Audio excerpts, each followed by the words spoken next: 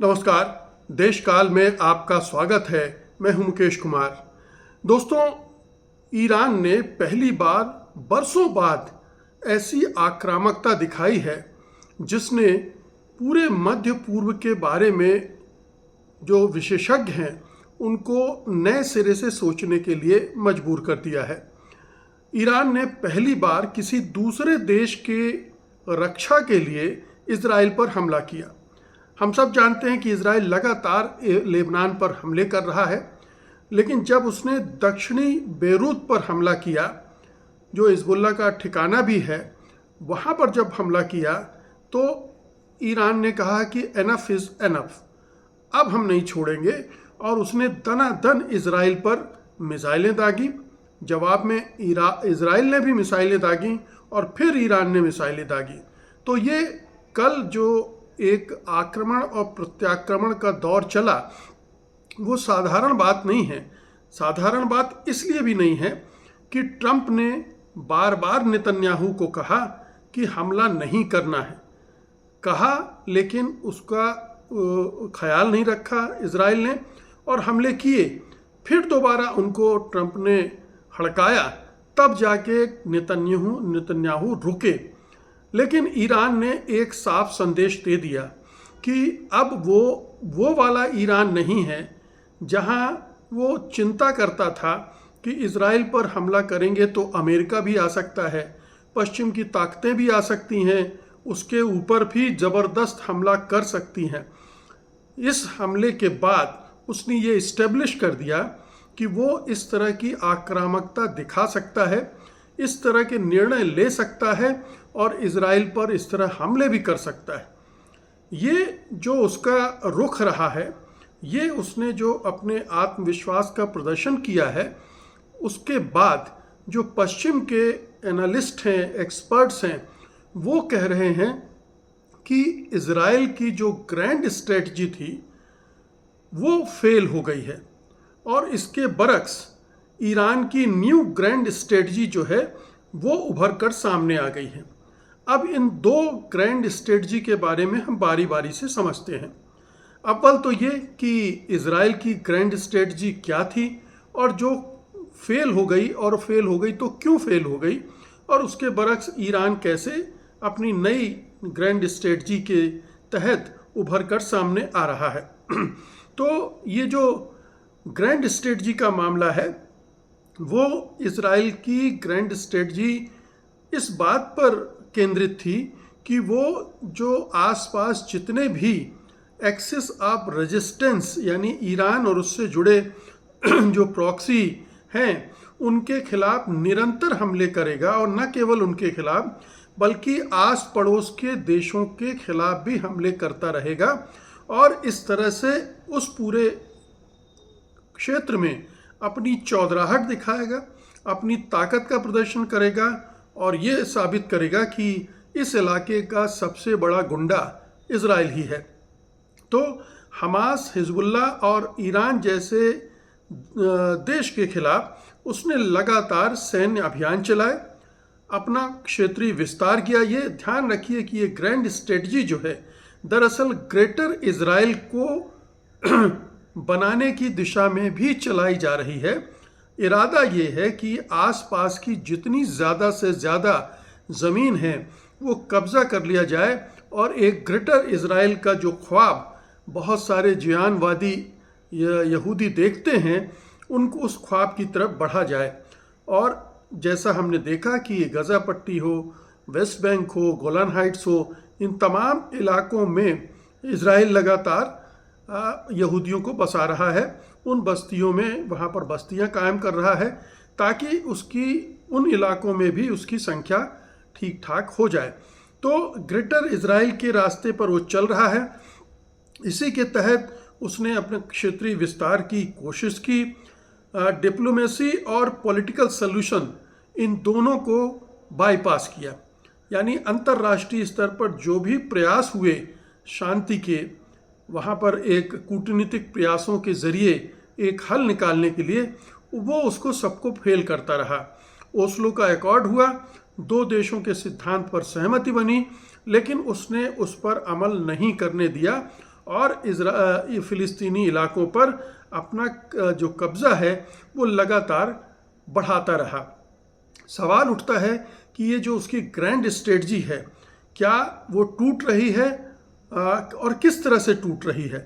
तो सबसे पहली बात तो यह है कि सैन्य सफलताओं के बावजूद, इसमें कोई संदेह नहीं है कि इजराइल ने अपनी सैन्य ताकत के बल पर और अमेरिका की मदद से उस इलाके में अपना विस्तार किया है, लेकिन जो नुकसान हुआ है वो इस बात का हुआ है कि स्थिरता उसे नहीं मिली।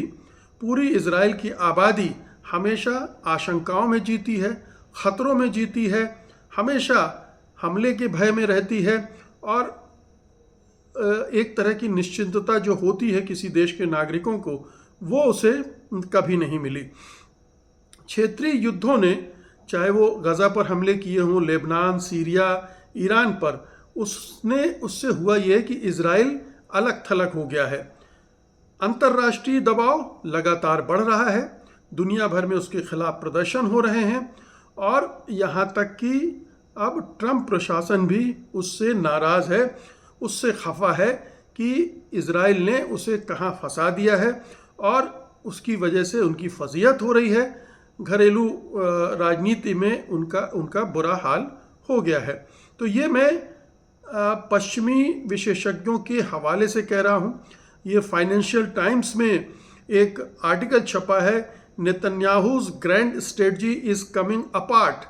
नेतन्याहू की वो जो महान रणनीति थी वो बिखर रही है। और ये लेखक हैं गिडियोन रैचमैन, जो कि एफटी के फॉरेन अफेयर्स कमेंटेटर हैं। उनके लेख के हवाले से मैंने आपको ये सारी चीज़ें बताई हैं और ये सब लोग स्वीकार कर रहे हैं, ये अकेला इकलौता लेख नहीं है, लेकिन ये स्पष्ट रूप से बता रहा है कि कैसे इजराइल का जो इरादा था, जो ग्रैंड स्ट्रेटजी से हासिल करने के लक्ष्य का इरादा था, वो अब पिछड़ गया है और वो उसमें सफलता हासिल नहीं कर पा रहा है। अब इसको ज़रा इससे जोड़ के देखते हैं कि इजराइल की तो उससे ये जो जंग हुई है ख़ास तौर पर, इससे इजराइल की ग्रैंड स्ट्रेटजी तो किस तरह से और तबाह हुई। मतलब ये एक हिस्सा जो मैंने बताया, दूसरा उसका हिस्सा ये है कि ईरान पर उसने हमला करके और अमेरिका को भी खींचकर जो सोचा था वो नहीं हुआ। यानी कि उसका इरादा ये था कि ईरान के सैन्य ठिकानों को नष्ट कर दिया जाए, उसकी न्यूक्लियर साइट्स को नष्ट कर दिया जाए, मिसाइल फैक्ट्रियों को तबाह कर दिया जाए और जो लीडरशिप है, सुप्रीम लीडरशिप, उस पर उसको नेस्तनाबूद कर दिया जाए तो ईरान अपने आप में ढह जाएगा और फिर उसको उस क्षेत्र में चुनौती देने वाला कोई देश नहीं बचेगा। लेकिन ईरान ने जवाब में मिसाइल और ड्रोन अटैक किए और इजराइल, लेबनान, गल्फ देशों पर भी हमले किए। लेबनान पर नहीं, इजराइल पर और गल्फ देशों पर हमले किए, अमेरिकी अड्डों पर हमले किए और इससे वो रणनीति उसकी ध्वस्त हो गई, क्योंकि न तो ईरान में रिजीम चेंज हुआ, न न्यूक्लियर प्रोग्राम खत्म हुआ, मिसाइल क्षमता बरकरार है और ईरान अब भी प्रॉक्सी के जरिए हमले जारी रख रहा है। ये एक बिल्कुल साफ दिख रहा है। तो ये पूरा खेल हो गया है इजराइल के साथ। अब आते हैं कि इस पूरे खेल से ईरान की जो ग्रैंड स्ट्रेटजी है उसको कैसे बूस्ट मिला है, कैसे वो एक 2 कदम या 4 कदम या एक छलांग लगाकर आगे निकल गई है।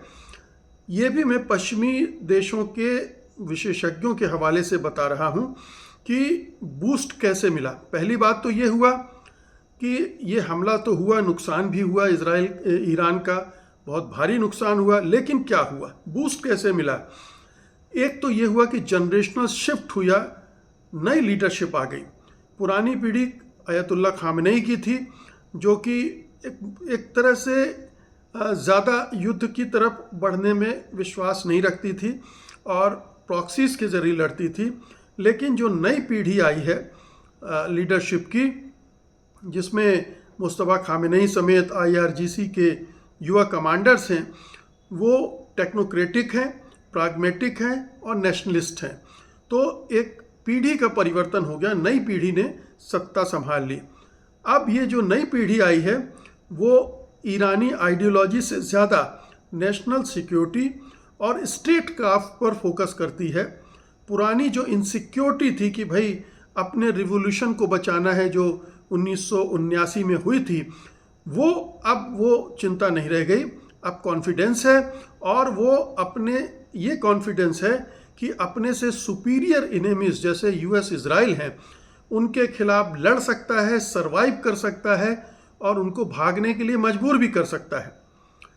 दूसरा काम यह हुआ कि खामनेई की मौत को मार्टरडम बनाकर यूनिटी बढ़ाई गई, उनको शहादत दिखाकर, और इससे ईरान अंदरूनी तौर पर एकजुट हुआ, मजबूत हुआ। दूसरा, सैन्य और स्ट्रेटजिक जो सबक मिले उसको उन्होंने बहुत अच्छे से अडॉप्ट किया। जो 2025 में 12 दिन की जंग हुई थी, उसके बाद से 8 महीनों में उसने अपनी पूरी स्ट्रेटजी बदली। इस कदर बदली कि जो 10 साल में नहीं बदली थी। मिसाइल सिटीज़ जो थी उसको पूरे देश में बिखेर दिया, रियल टाइम रिपेयर सिस्टम बनाया और चीप ड्रोन स्वार्म्स का इस्तेमाल बढ़ाया। सस्ते ड्रोन का झुंड का कैसे इस्तेमाल किया जाए ये बढ़ाया। फिर जो एसिमेट्रिक वारफेयर होती है उसको परफेक्ट किया। मिसाइल्स, ड्रोन्स से यूएस इजराइल के इंटरसेप्टर्स को ख़त्म करने की कोशिश, स्ट्रेट ऑफ हॉर्मुज को कंट्रोल करके ग्लोबल इकोनॉमी पर प्रेशर डालने की। नतीजा क्या हुआ? एक स्टालमेट आ गया, नया एक बैलेंस ऑफ पावर जनरेट हुआ है, क्रिएट हुआ है। ईरान ने यूएस बेसिस को डैमेज पहुंचाया है। गल्फ स्टेट्स में यूएस पर भरोसा बहुत कम हो गया है। फिर ईरान ने जो हासिल किया है इस ग्रैंड स्ट्रेटजी से, उसमें उसका क्षेत्रीय और ग्लोबल इम्पैक्ट भी हुआ है। एक्सिस ऑफ रेजिस्टेंस है जिसमें ईरान, हिजबुल्लाह, हूती, हमास ये सब शामिल हैं, उसको इनडायरेक्ट बूस्ट मिला है। प्रॉक्सीज ने मदद की, लेकिन अब ज़्यादा डिसेंट्रलाइज और टिकाऊ तरीके से ईरान इस पर काम कर रहा है। गल्फ कंट्रीज में यूएस की क्रेडिबिलिटी भी गिरी है। ऑयल प्राइसेस बढ़े हैं जो ईरान के लिए एक लीवरेज का काम कर रहे हैं। उसको एक नया लीवरेज मिल गया हॉर्मुज के ज़रिए, और जब ऑयल प्राइसेस बढ़ते हैं तो दबाव फिर अमेरिका पर पड़ता है, दूसरे तरह से पड़ता है, और उसका फ़ायदा उसने उठाया है। अब वो जो ये रेजिस्टेंस है वो नेशनल डिफेंस के रूप में पेश कर रहा है। जो लड़ाई लड़ रहा है उसको अपनी आत्मरक्षा के रूप में पेश कर रहा है, और इससे लंबे समय में उसे मजबूती मिलेगी।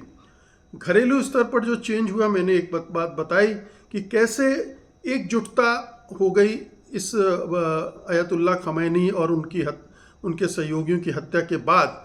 ईरान एकजुट हो गया इस प्रेजेंट रिजीम के पीछे, और उसको उसने कंसोलिडेट किया है, डिसेंट्रलाइजेशन किया है। इसी दौरान प्रोविंशियल जो प्रांत हैं उनके पावर्स बढ़ाए हैं, और टेक्नोक्रेटिक गवर्नेंस बढ़ाया है। रिजीम सर्वाइवल हो गया है। नेशनलिज्म से पापू जो पूरी आबादी है उसको एकजुट किया है, अपने पीछे किया है। ठीक है कि ईरान उसी तरह से अथॉरिटेरियन स्टेट रहेगा, लेकिन अब आइडियोलॉजी उस पर हावी नहीं होगी, अब व्यवहारिकता ज़्यादा काम करेगी। तो आप देख लें कि एक तरफ इजराइल आज से 4 महीने 5 महीने पहले कहीं बड़ी ताकत हुआ करता था, उसका प्रभाव क्षेत्र बहुत था, उसकी ग्रैंड स्ट्रेटजी ऐसा लग रहा था कि काम कर रही है। वो पड़ोसी देशों, गज़ा में और हर जगह ज़मीन पर कब्ज़ा करता जा रहा था, और ऐसा लग रहा था कि उसका जो ग्रेटर इजराइल का प्रोजेक्ट है वो तेज़ी से आगे बढ़ रहा है, और उसको रोकने वाला उस क्षेत्र में कोई भी देश नहीं है। लेकिन ईरान ने इस जंग में अमेरिका और इजराइल दोनों से एक साथ मुकाबला करके उस पूरी धारणा को ध्वस्त कर दिया है। उस धारणा के साथ ग्रेटर इजराइल का प्रोजेक्ट भी ध्वस्त होता है। ग्रैंड स्ट्रेटजी जो मानी जाती थी इजराइल की, वो भी तबाह हो जाती है। और चूंकि इतने बड़े लक्ष्य हासिल किए हैं ईरान ने, इसलिए उसका रुतबा बढ़ता है। उसकी जो स्ट्रेटजी है उसको स्वीकार करने वाले, उसको महत्व देने वाले लोगों की संख्या बढ़ रही है। पूरे दुनिया भर में ईरान की प्रतिष्ठा बढ़ी है। ईरान की ताकत, ईरान के लड़ने की कुव्वत, इस सब को स्वीकार किया जा रहा है और सराहा भी जा रहा है। ख़ास तौर से ग्लोबल साउथ में इसे माना जा रहा है। यूरोप के बहुत सारे देश मान रहे हैं और पूरे दुनिया भर में आज ईरान से ज़्यादा बड़ा खलनायक इजराइल हो गया है। ईरान तो खैर चलिए पश्चिमी देशों और अमेरिका की नज़रों में खलनायक था, बाकी दुनिया उसे उस तरह से खलनायक नहीं देखती थी। लेकिन इस जंग के बाद अब इजराइल पूरी दुनिया में खलनायक हो गया है। एक देश ऐसा नहीं है जो उसको पसंद करता हो। भारत में भी पसंद नहीं करते हमारे प्रधानमंत्री मोदी और उनके अंधभक्तों को छोड़कर। पूरी दुनिया में उसका एक भी समर्थक देश नहीं बचा है। और यही बताता है कि इजराइल अपने जो सैनिक अभियान है उसकी वजह से आज उल्टा गिर गया है, पीछे चला गया है। उसकी प्रतिष्ठा भी गई, उसका प्रभाव भी गया और अब भविष्य में उसके खड़े होने में दिक्कत होगी, क्योंकि ईरान अब उस पूरे इलाके में एक नई शक्ति के रूप में उभर चुका है और वो अपने हिसाब से उस इलाके को अब डिफाइन भी करेगा। वहाँ से अमेरिका के प्रभाव को भी कम करेगा, इजराइल के प्रभाव को भी कम करेगा और अपनी बहुत सारी चीज़ें मनवाने की स्थिति में वो पहुँच गया है। ये ईरान की बहुत बड़ी उपलब्धि है और यही इजराइल की सबसे बड़ी हार भी है। बहुत बहुत शुक्रिया आपका। धन्यवाद। नमस्कार।